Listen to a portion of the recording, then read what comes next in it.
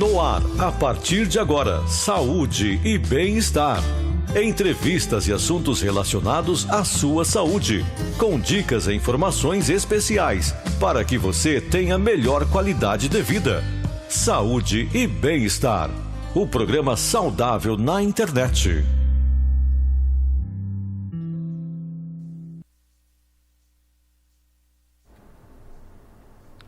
Olá, amigos internautas, estamos começando a partir de agora o nosso programa Saúde e Bem-Estar, esse encontro que nós temos semanalmente aqui nas nossas plataformas digitais da Rádio Grande FM. A você que nos acompanha pelo nosso canal no Facebook, é importante você curtir, marcar os seus amigos, compartilhar o nosso programa. A você que nos acompanha pelo nosso canal no YouTube, não esqueça de deixar o seu like, ativar aí o sininho de notificações, assim você recebe uma mensagem toda vez que nós começarmos aqui o programa e acompanha sempre conosco todas as edições do nosso Saúde e Bem-Estar. Importante também, claro, você se inscrever aí no nosso canal, assim você terá acesso a uma playlist completa com todos os programas que já foram ao ar, você terá a oportunidade de rever quantas vezes quiser, pode compartilhar com seus amigos, enfim, você pode ficar por dentro de todos os temas e assuntos abordados aqui ao longo desses anos todos do nosso programa Saúde e Bem-Estar. No programa de hoje, nós estamos recebendo mais uma vez aqui, já esteve em outra oportunidade com a gente, mas sempre importante, aquilo que é bom a gente repete, claro, sempre, né?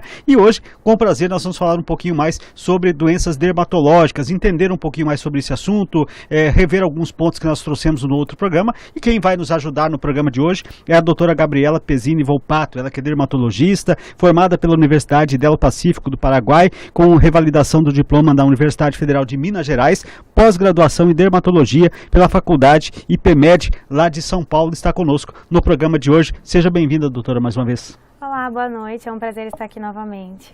Muito bem, vamos bater esse papo, entender um pouquinho mais. Aliás, para a gente começar, doutora, é importante a gente traçar aqui algumas informações. Muita gente tem muitas dúvidas ainda do que são doenças dermatológicas. Quando se fala nesse nome, muitas pessoas não associam que são doenças da pele. Eu gostaria que a senhora falasse, explicasse um pouquinho o que são as doenças dermatológicas e talvez as mais comuns que a gente tem no dia a dia. Certo, as doenças dermatológicas são aquelas que afetam todas a pele, cabelo, unhas e a parte de mucosas também, compreendendo boca, né, e até a parte de genitais. A dermatologia em si é a área da medicina que compreende, né, que atende e que socorre todas as doenças aí que estão da pele, sim, e unhas, cabelos e mucosas. As mais comuns que a gente tem, a gente poderia dizer no começo de modo geral? Certo. As mais comuns geralmente são micoses, né, as alergias urticárias, né, e isso que a gente socorre mais aí em consultório mesmo. Geralmente a gente tem, né, umas que são mais propícias do inverno, outras são mais propícias no verão, mas geralmente assim, no inverno a gente socorre mais aquelas pessoas que são portadoras de psoríase, de dermatite atópica, que é uma alergia crônica, né, e até mesmo aquelas que têm dermatite seborreica, que o couro cabeludo descama, né, sim, essas são mais propícias no inverno. E as do verão, que são as mais micose, bichos geográficos, né, a acne solar aí, e até a queimadura solar. Eu ia falar exatamente sobre isso, das estações do ano, quanto elas podem impactar no surgimento dessas doenças. Você citou muito bem aí as micoses e tudo mais. No caso, por exemplo, da micose, se dá por conta, de repente, o suor, muito uso de calçado fechado, ou existem outros fatores que podem levar a esse tipo de situação? Certo, as micoses, elas é uma doença, né, geralmente, assim, tem vários tipos, porém elas afetam preferencialmente áreas de dobra, né, que são virilha, axila, os pés, entre os dedos e couro cabeludo. Sim. Então, assim, é pela proliferação do fungo e por conta do excesso da umidade nessas regiões e talvez até do trauma mesmo, do uso da roupa úmida nas regiões. Sim. E acaba preferencialmente acometendo mais esses lugares mesmo. Eu falei do suor, mas às vezes a pessoa até faz a sua higiene corretamente, mas às vezes não seca direito essas partes e tudo mais, é o que pode também levar a esse tipo de situação, né? Exato, exato. Às vezes a gente, é bem comum, né? O paciente pratica atividade física e não tem o costume de trocar a roupa após isso, sim, né? Ou até mesmo toma banho e não troca a toalha periodicamente, a toalha fica ali no banheiro também acumulando umidade, fungo, não seca direito, acaba usando novamente. E aí, às vezes, a pessoa toma banho, sai correndo, coloca já a calça jeans, que é uma calça casca que é grossa, abafa e acaba cometendo também. A senhora falou do bichinho geográfico, né? Se não estiver enganado. Esse é muito oriundo, principalmente de ambientes, por exemplo, areias, esse negócio é mais comum. E ele, originalmente, se eu não estiver enganado, me corrija por favor, porque nesses locais, às vezes, os animais acabam passando por ali e acabam deixando ali esses... Exato. O bicho geográfico acomete hoje em dia mais crianças mesmo, né? Que tem o costume de andar descalço, né? E tem o costume de brincar em areias não tratadas, né? Até a areia da praia, às vezes, mesmo tem esse costume. E por conta do aumento da população, não só, né, aquelas areias que tem os animais, mas também a areia da praia, né, ou até mesmo aquelas crianças que costumam brincar na rua mesmo descalço, bem comum. Sim, são todas também mais simples de serem tratadas quando diagnosticadas de forma correta e o acompanhamento feito com um profissional, né? Exato, exato. É assim, lógico que, tem mães que não percebem logo de início, então aí a gente acaba tendo uma infecção secundária junto, mas é tudo bem tratável, se bem acompanhado, tudo bem resolvido, como a micose também. Ainda falando dessas questões de estações do ano, quando a gente fala de verão, talvez as queimaduras provocadas pelo sol, queimadura solar, pode ser considerada talvez algo mais grave em termos de agressão à pele? Sim, a queimadura solar é muito importante, isso que a gente vem sempre orientando, principalmente aqui, né, na nossa cidade que faz muito calor quase o ano inteiro, né, as pessoas andam muito de bicicleta, agora também está muito na moda essa atividade física praticada, né, e é também o uso da moto, muitas pessoas têm a moto como meio de transporte, né.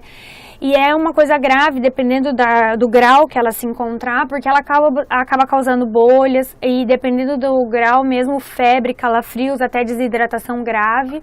E aí até levar ao choque, né? Lógico, quando ela vem aí num grau mais elevado. Eu achei interessante a sua explanação, porque às vezes quando fala de queimaduras provocadas pelo sol, as pessoas já imaginam a piscina ou praias, esse tipo de coisa. Quando não, o dia a dia também pode propiciar isso, né? Aqui a gente tem que ficar muito alerta nisso. Lógico, quando a gente pensa em queimadura solar, a gente remete só à praia, só à piscina, mais a criança.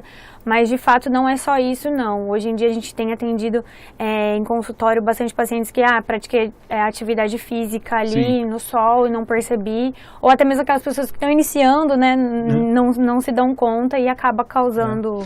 Falando um pouquinho em termos de proteção, o protetor solar é, sem dúvida nenhuma, um bom aliado para isso. E outro mito que às vezes as pessoas têm, que para sofrerem queimaduras precisam estar exatamente expostas ao sol. E não necessariamente, às vezes se você está na sombra, mas ali possui uma onda de calor forte, também pode se queimar. Exato. Isso é o que acontece bem comum na praia, né? Às vezes a pessoa fala, eu vou ficar embaixo do guarda-sol, ou aquele dia não está muito sol, está mais nublado, não tem necessidade do protetor solar, e acaba acarretando uma queimadura solar também. O mormaço em si, ele faz a queimadura solar também, não só a exposição direta ao raio solar. Sim, eu falei do protetor solar, mas, por exemplo, a pessoa que de repente acabou sendo exposta num período ali demasiado ao sol, ele acaba sentindo aqueles efeitos. O que aconselha para a pessoa fazer nesse momento? Bom, não só o protetor solar, mas hoje em dia tem roupas, né, com proteção, aquelas roupas de manga comprida, né, que tem o protetor solar, sim. E, enfim, reaplicar ele de hora em hora ali. E o pós, se chegar a acontecer hidratação muito intensa, tanto via oral quanto hidratação da pele aí, seriam os pilares para resolver tudo isso. Ou seja, o principal afetado na pele é o ressecamento, né, que acontece exatamente por essa exposição. Você acaba perdendo a umidade e acaba ressecando. E aí pode até surgir feridas, como você disse, a questão das bolhas e tudo mais, né? Feridas, né? E isso pode chegar a se tornar mais grave, evoluir para um câncer de pele, por exemplo, né? Sim, a exposição solar crônica, lógico que aquela queimadura que você teve na praia no final desse ano, talvez daqui uns 5, 6 anos, isso pode te acarretar um câncer de pele, sim. O câncer de pele é uma evolução, ele tem uma evolução bem lenta, porém uma hora ele chega, sim, a conta chega e não vai ter jeito. E é interessante, né, doutora, porque às vezes as pessoas não sabem, mas o câncer de pele é um dos mais comuns, principalmente no Brasil, que é um clima de país tropical, né? Exato. Infelizmente, antigamente, né, as pessoas trabalhavam muito em área rural, em áreas abertas e não tinha instrução do protetor solar. E hoje em dia, o câncer de pele, né, tanto eles dos mais simples, né, de tratar, que eu falo, o basocelular, espinocelular, como o melanoma, que é um dos mais graves. hoje em dia a gente tem um alto índice devido a isso. Hoje a gente tenta alertar o protetor solar, eu acho que ninguém sai da consulta do dermatologista sem um protetor solar, mesmo que talvez não vá usar, mas não vai sair da consulta com o dermatologista sem o protetor solar. Então, hoje em dia a gente tem um alto índice devido à falta de instrução de antigamente. Sim, exatamente, é interessante. Nós falamos agora há pouco sobre as micoses, doutora, mas às vezes as pessoas confundem bastante com brotoeja. Quais são as principais diferenças entre um e o outro? Bom, a brotoeja, na verdade, ela o que acontece? Ela causa um entupimento das glândulas sudoríparas. As nossas glândulas sudoríparas são aquelas que eliminam o suor. E a brotoeja, ela vem do entupimento dessa glândula. Então, acontece, aí no local do entupimento acaba causando as bolinhas, vermelhidão local, coceira, confundindo muito com a micose. Porém, ela não é causada por fungo. Então, ela é causada só pelo entupimento. Geralmente é muito comum em bebês, que as mães pegam e topem de roupa, colocam muito cobertor, roupa, e acaba fazendo um suor excessivo, entupimento aí, causando a brotoeja. É bem comum em bebês, né? Sim. Já a micose, ela é causada pelo fungo mesmo, né? É uma doença de pele que depois vai ter que ser tratado com antifúngico, medicamentoso. Talvez a brotoeja só retirando o excesso de roupa, uma hidratação, né, uma higiene correta resolve o problema.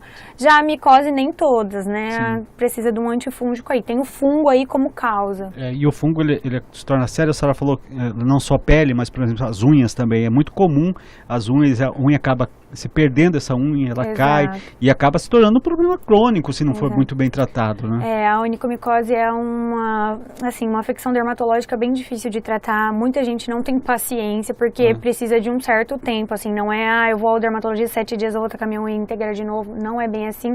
Cabelo e unha tem um ciclo, né, de crescimento e tudo. Então, assim, são coisas que tem que, né, evitar ao máximo não chegar a contrair para que depois o tratamento é mais... A senhora falou também da questão da seborreia, né, que afeta os cabelos, e aí as pessoas às vezes dizem, a gente vê muito pessoal falar, e a senhora é até mais indicada para dizer se isso procede ou não. O uso, por exemplo, dos banhos com água morna, água quente, favorece esse tipo de situação? Exato. Na verdade, por isso que até a gente levanta a dermatite seborreica, né, aí como um alto índice no inverno, porque as pessoas tendem a tomar banhos mais quentes, né, no inverno. Apesar de que, como eu comentei anteriormente, aqui na nossa cidade faz muito calor, né, o uso do abafado talvez de chapéu, bonés e afins também prejudica nisso, então causando aí um aumento sim. Né? E infelizmente a dermatite seborreica, ao contrário de que todo mundo pensa, ela é uma doença crônica, né? Então aí assim tem que tratar sempre e aí acaba a pessoa cansando às vezes de tratar. Muito bem. A gente também recebe aqui alguns questionamentos das pessoas e muitas pessoas têm algumas dúvidas. Uma delas, e um problema dermatológico muitas vezes desconhecido da maioria das pessoas, é a chamada fotodermatose. No que consiste essa enfermidade?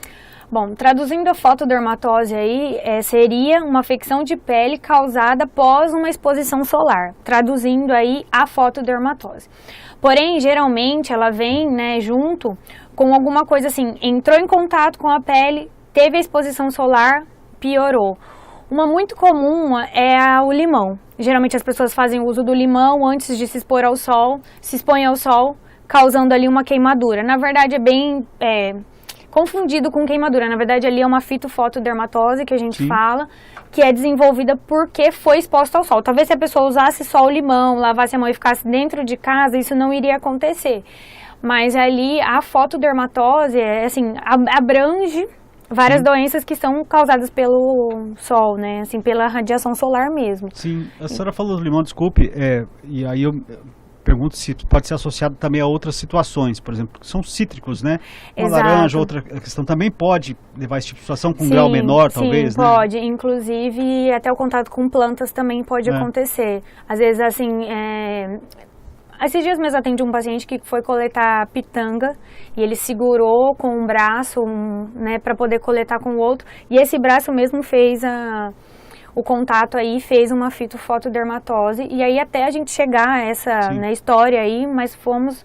Então, assim, o contato com plantas ou com, né, produtos químicos também pode causar isso. Sim, muito bem. Um problema também muito comum, principalmente em adolescentes, né? A gente não poderia deixar de falar sobre isso, aliás, porque principalmente as mulheres, né, que gostam de se cuidar bastante, são o surgimento de cravos e espinhas. A partir de que momento cravos e espinhas já pode ser considerado um problema que precisa ser acompanhado por um profissional?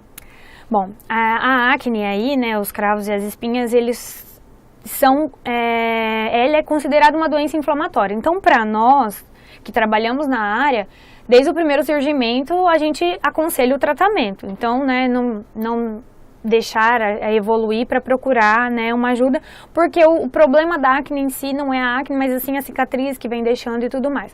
Ela é dividida em 4 graus. Grau 1, que são só os cravos. Sim.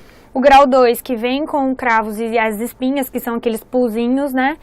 O grau 3, que já inclui, junto das espinhas, aí, uns cistozinhos. E o grau 4, que é a acne grave, que a gente chama de acne conglobata, e que aí, inclusive, tem medicações via orais para ser tratado.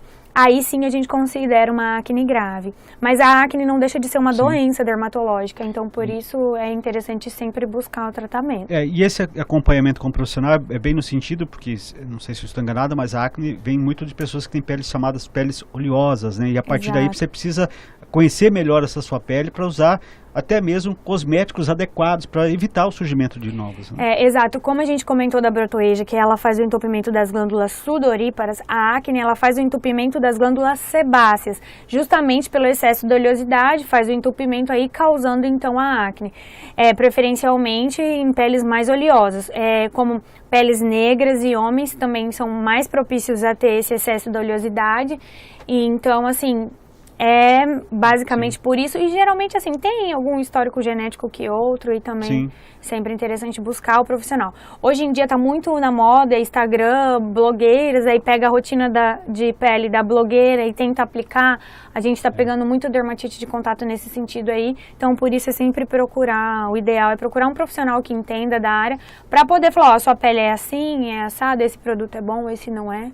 Você citou algo aí que me chama a atenção e acho que é bastante interessante de abordar isso também, não só a questão de blogueiras, mas existem também blogueiras e outros tutoriais que as pessoas falam em termos de maquiagem e tudo mais. E aí a escolha correta desse produto também é muito importante. A gente tem muitos produtos aí no mercado que não passam exatamente por avaliações técnicas, que podem, inclusive, ao invés de trazer a beleza que a pessoa está procurando, trazer um problema mais sério também. Exato. O que eu quero deixar bem claro é que, assim, realmente a maquiagem não é o problema. O problema é qual maquiagem usar, qual o seu tipo de pele, qual está adequada, não dormir com a maquiagem, isso também obstrui os poros aí, causando acne também, causando um envelhecimento precoce também. E de fato, hoje em dia, assim, até a gente, lógico, que é da área, tem Instagram, a gente orienta várias coisas. É ideal? Talvez não, mas assim, a gente está ali para ajudar, então sempre procurar um profissional e algo que, né, e vai ajudar nesse sentido. Muito bem, esse é o nosso programa Saúde e Bem-Estar. Estamos aqui falando sobre doenças dermatológicas, cuidados com a pele, é importante, né? E isso tudo que a doutora está falando e o que nós estamos trazendo aqui é uma avaliação geral a respeito dos fatos e a gente está sempre orientando, né? Claro, diante de qualquer dúvida, de qualquer situação, antes de iniciar qualquer procedimento, procure um profissional da sua confiança para fazer o que é melhor para você, de acordo com a sua possibilidade e aquilo que ficar melhor de acordo com a sua pele. Então é importante você ter esta consciência. E o nosso programa Saúde e Bem-Estar chega sempre em nome do nosso parceiro, do nosso colaborador que está conosco aqui no nosso Saúde e Bem-Estar. Claro, estou falando da Unimed Dourados. Sentir-se cuidado é poder contar com a Unimed Dourados. A Unimed Dourados possui centro de diagnóstico equipado com equipamentos de imagem de última geração, garantindo muito mais segurança, conforto e eficiência na realização de todos os exames. A Unimed dispõe ainda de centro de oncologia e infusões com todos os serviços aos seus usuários. Esse é o jeito de cuidar da Unimed Dourados, porque cuidar de você,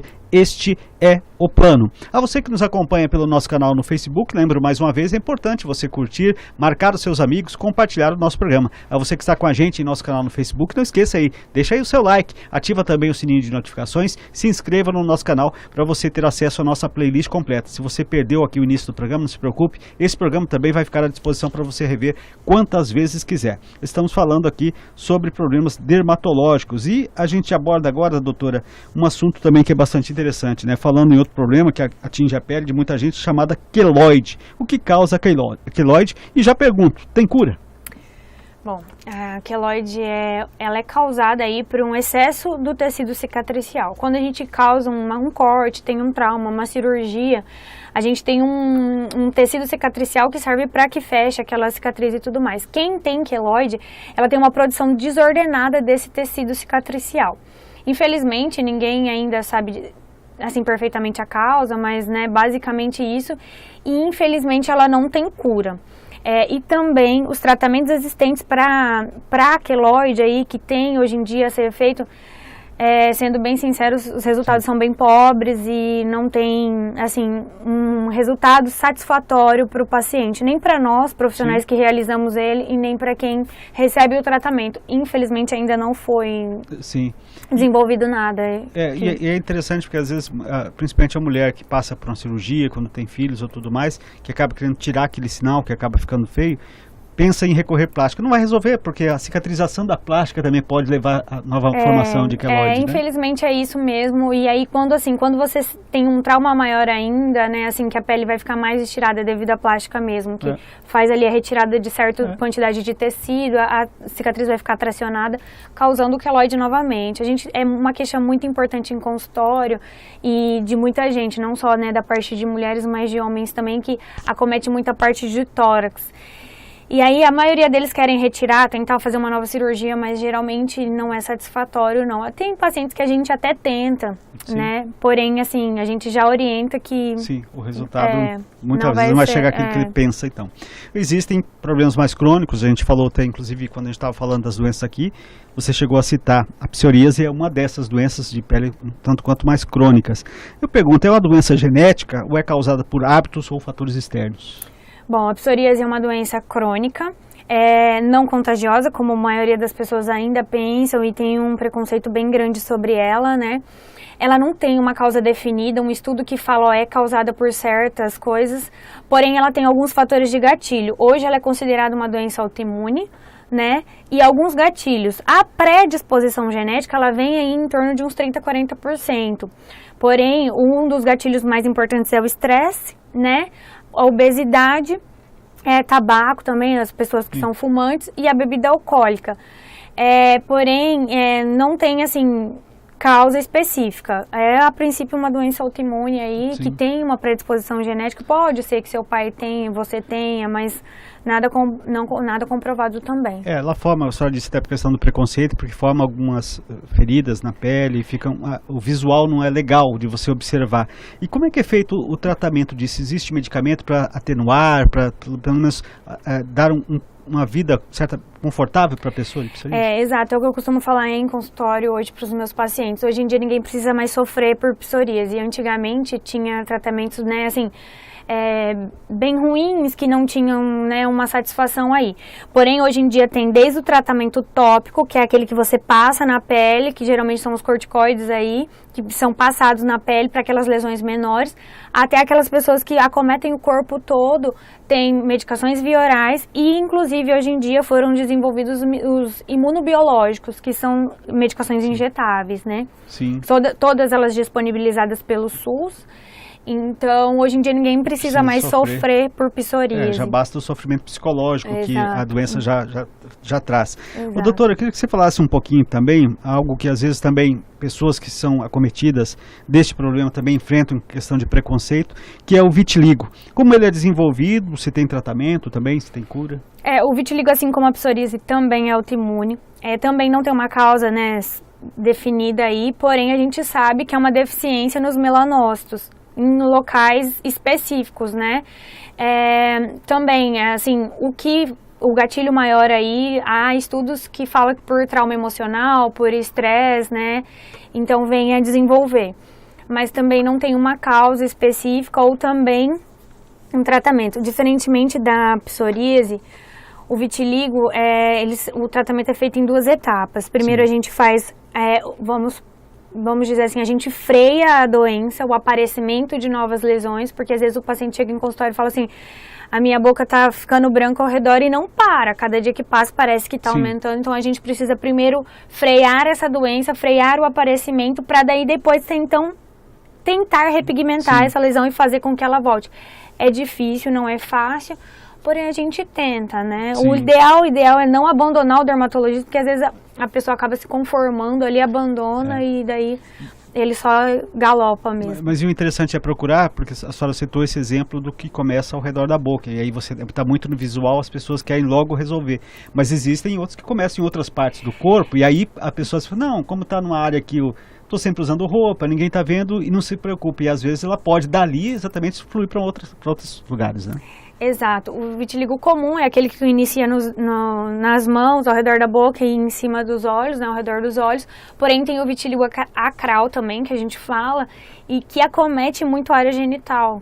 Então, assim, às vezes eu tenho várias mulheres e pacientes que falam, eu percebi que na minha região genital começou uma mancha branca, aí a gente vai avaliar, é vitiligo. E aí a gente até inicia um tratamento, mas como é uma região que não aparece, né, e não é visual, elas acabam abandonando o tratamento aí. E depois, quando está muito evoluído, daí já não tem, né, muito o que ser feito. Algumas pessoas, quando vão falar sobre o assunto, às vezes confundem. Eu gostaria que a senhora explicasse a diferença entre o vitiligo e o albinismo, se são doenças dermatológicas totalmente distintas umas das outras. Sim, são distintas. O vitiligo, ele vem de um déficit dos melanócitos ali em locais específicos. Já o albinismo, ele é uma mutação genética, né? Então, a pessoa nasce sem pigmento totalmente porque é uma deficiência na melanina. Então, assim, são duas doenças diferentes. Ali, o albinismo vem da mutação genética, vem lá do DNA, né? Então, a pessoa vai nascer com aquilo e não vai ter a possibilidade de uma pigmentação. Ela não vai produzir mesmo e não tem jeito. Já o vitiligo são coisas que podem acontecer durante a vida, né? Tem pessoas que desenvolvem ali em certos locais, como a gente acabou de falar, e a gente tem a chance de tentar fazer uma repigmentação aí. Sim, até interessante, então daria até pra gente, se a gente for levar o pé da letra, por exemplo, dizer que o albinismo, na verdade, não é uma doença de pele, na verdade é uma doença genética, né? Exato. É uma mutação genética que vem lá do nosso DNA. Então, assim, você nasceu... na verdade, a gente, assim, né, o albinismo a gente não considera uma doença em si, né? Lógico, acarreta várias outras coisas juntos, como o câncer de pele. Mas como uma característica do que como uma doença. Exato. Aí já o vitiligo a gente considera doença de pele mesmo. Que interessante, né? Pra gente entender um pouquinho mais sobre isso. Falando de doenças de peles que são virais, como catapora, sarampo, essas doenças podem ter consequências mais graves? Bom, aí é a mesma situação nossa do Covid, né? A catapora e o sarampo, hoje em dia, elas estão, assim, consideradas erradicadas. Se eu não me engano, o ano passado, acho que o ano retrasado, a gente teve alguns surtos de sarampo novamente e tal, por conta dos movimentos anti-vacinas e tal. Então, assim, aí voltou a ter as complicações. A varicela é do vírus da herpes, né? E já o sarampo vem do parvovírus. Os dois têm vacinas hoje, então não tem mais complicações graves dessas doenças. O que a gente espera que aconteça com o Covid, né? Que a vacina venha para que a gente não tenha mais complicações graves. Então, a varicela antigamente já teve muitos casos graves que poderia evoluir para infecções de pele grave, porque ela tem aquelas lesões na pele, né? E o sarampo poderia evoluir para pneumonias e tal, e até a morte aí, como foi que antigamente aconteceu. Mas aí com as vacinas, e os pediatras podem me corrigir se eu estiver errada, se eu não me engano, aos 9 meses e aos 15 meses é feita a tríplice viral, que entra sarampo, cachumba e rubéola, e a antivaricela que toma a partir dos 12 meses, se eu não me engano aí. E aí é considerada, né, mais simples e são doenças virais que tem que ser passado, quem contrair, porém já não tem mais a gravidade que tinha antigamente, não. Entendi. O que é eczema e como ele pode ser causado? Bom, o eczema, na verdade, a gente considera ele um sintoma, né, e não um diagnóstico. O eczema aí, ele tem várias causas, ele é uma mancha avermelhada, geralmente com uma coceira intensa ou talvez até, né, pode ser um pouco mais leve, porém vem com surgimento de vesículas, aquelas bolhazinhas ali, até evoluir até para uma crosta, uma casca ali na região onde ela é causada. O eczema, um dos mais comuns hoje em dia, são os eczemas de contato, que a gente acaba entrando em contato com algum agente causal e aí desenvolve. E também o eczema desidrótico, que são aquelas bolinhas que acometem as mãos e os pés, também pode ser por estresse ou por contato de produtos químicos também. Então, o eczema, na verdade, ali, ele é um sintoma, né? Ele é uma afecção na pele, não sim um diagnóstico, né? Ele tem uma causa que que desenvolve aí. E a mais comum hoje é o eczema de contato. Entendi. Nós falamos agora há pouco do vitiligo, e aí eu estava me lembrando de uma outra situação até de efeito contrário, que o vitiligo ele vai deixando manchas brancas na pele. Mas eu já vi em algumas pesquisas uma que chama névoa de Ota, né, que é aquele que deixa uma mancha azul ou uma mancha mais escura, geralmente em torno dos olhos. Esse é um problema dermatológico? Sim, é um problema dermatológico, porém, assim, tem que ser feito o acompanhamento, mas também, assim, não tem, né, vamos dizer assim, o tratamento seria cirúrgico, porém, dependendo do tamanho aí, né, geralmente não se faz, é só um tratamento que faz o acompanhamento e também a pessoa acaba nascendo com ele. E a evolução dele é muito pequena, assim, a pessoa nasce com aquele tamanho e geralmente é pouquinho que vai aumentar daquilo, né? Não quer dizer que você nasceu com uma mancha escura no rosto e daqui a pouco você vai estar com o corpo todo tomado. Sim. Então ele acaba sendo um nevo. O nevo é da família da pinta, popularmente falando, uma pinta. Então, assim, ele é diferente, né, do vitiligo em si, né? Na verdade, assim, ele pode aumentar, sim, mas muito pouco. Não quer dizer que você vai ficar escuro o corpo todo devido a ele, né? Você também falou das questões das doenças de peles virais, e a gente estava falando da questão da psoríase também, que são acometidas por questões emocionais. Tem uma também de herpes que se torna até um pouquinho mais grave, que é aquela herpes zoster, né? Exato. Que ela pode, sem dúvida nenhuma, levar problema com feridas graves pelo corpo das pessoas, né? A herpes zoster, na verdade, ela é um dos vírus da herpes, né? Não é a herpes simples, né? É a variável dele que é o herpes zoster. E ele acomete, na verdade, o trajeto do nervo. Por isso que, às vezes, né, tem pessoas que têm nessa região do rosto, acomete essa região de abdômen, porque ela acomete o trajeto do nervo. Inclusive, sendo grave, se não iniciado um tratamento de imediato, porque ela pode ficar dor residual e, assim, complicações residuais aí, devido ao acometimento nerval também, né, neuralgia, essas coisas todas aí. Não é só um problema de pele, né, o herpes zoster daí acomete outras coisas juntos. Entendi. Muito bem, o que é bom, né, a gente sempre fala, né, o que é bom dura pouco. Infelizmente estamos chegando aqui ao final do nosso Saúde e Bem-Estar, né, hoje conversando um pouquinho, aprendendo um pouquinho mais, entendendo um pouquinho mais sobre doenças da pele, doenças dermatológicas, e a doutora Gabriela Pizzini Volpato esteve aqui com a gente, nos ajudando no programa. Mais uma vez, obrigado pela sua aceitação de estar aqui com a gente. Seja sempre bem-vindo ao nosso programa. Muito obrigado de novo pelo convite, e sempre que precisar a gente está aí para trazer um pouco mais de informação, que a gente puder ajudar, está sempre à disposição. Que bom, que bacana. Quero agradecer a você que esteve com a gente pelo nosso canal no Facebook. Aproveite, curta, marque seus amigos, compartilhe o nosso programa. A você que nos acompanhou pelo nosso canal aí no YouTube, não esqueça de deixar o seu like, ativar o sininho de notificações, se inscrever no nosso canal. Se você perdeu o programa, não se preocupe, vai ficar à sua disposição aí para você rever quantas vezes quiser, e compartilhar também o nosso Saúde e Bem-Estar, que vai ficando por aqui. Nosso encontro marcado para a próxima semana, com aqui a participação de mais um convidado especial no nosso programa das nossas plataformas digitais. Um abraço e até lá.